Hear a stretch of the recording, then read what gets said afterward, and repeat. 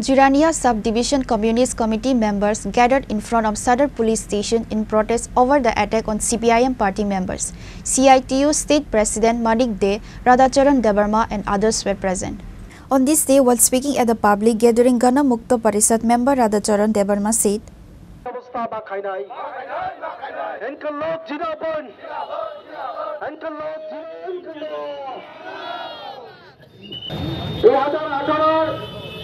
BJP আইপিএফের পরবর্তী সময়ে তীব্র মথাচুক হওয়ার পর থেকেই আমরা লক্ষ্য করছি গোটা রাজ্যে যেমন আইনের শাসন তলানিতে চলে গেছে, সন্ত্রাস, রাহাজানি, খুন, ধর্ষণ, কোনো বিষয় সভ্যতার কোনো কিছু চিহ্নই রাখা হচ্ছে না।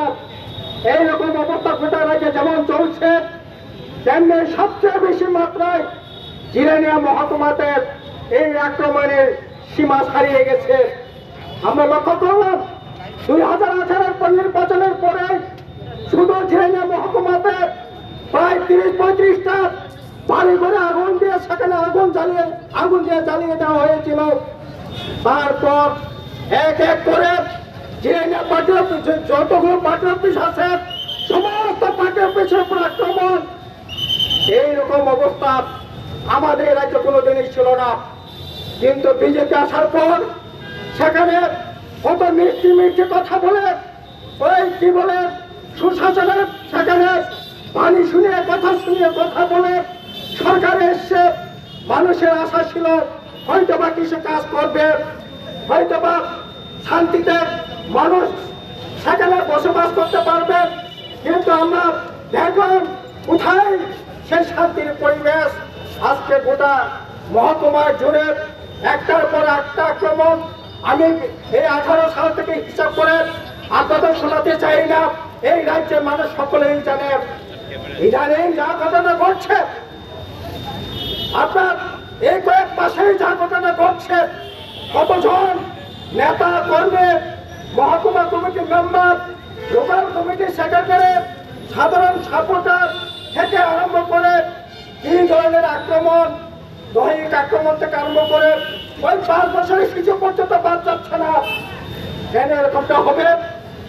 এটাই জানেন আমাদের মহকুমা কমিটির মেম্বার মনোরঞ্জন দাসের বাড়িতে যেরকম ভাবে আক্রমণ হামলা সেখানে হয়েছে, তার নাতনি 7 বছর 8 বছরের নাতনি যা পর্যন্ত দেখাই যায় নাই। এইরকম ভাবে আক্রমণ, আসলে এটা বলতে বাধ্য হচ্ছে কেন এরকম আক্রমণ। জিরানিয়া মহকুমা মানুষের আসলে দুর্ভাগ্য। আমাদের জিরানিয়া মহকুমাতে 4 জন এমএলএ, 4 জন জনপ্রতিনিধি হয়েছে, 13 জন জনপ্রতিনিধি হচ্ছে। জিরানিয়া এলাকার কেউ ভূমিপত্র নয়, তারা বহিরাগত। তারা ওইখানে জিরানিয়াতে যদি আক্রমণ হয় তাদের কিছু আসে যায় না, তাদের শান্তির পরিবেশের দরকার নেই। আসলে দিনে দিনে এই জিরানিয়া মহকুমাতে কিভাবে শান্তির পরিবেশ, জাতীয় উপজাতীয় ঐক্য রক্ষা করে এই জিরানিয়াটাকে গোটা রাজ্যের সাথে দিনে দিনে কিভাবে সেখানে শান্তির পরিবেশ বিরাজ করবার কাজ বামফ্রন্টের নেতা কর্মীর রক্তের বিনিময়ে, জীবনের বিনিময়ে সেখানে শান্তির পরিবেশ তৈরি করা হয়েছিল। Reported by Amit from Agatla, Chinikhora.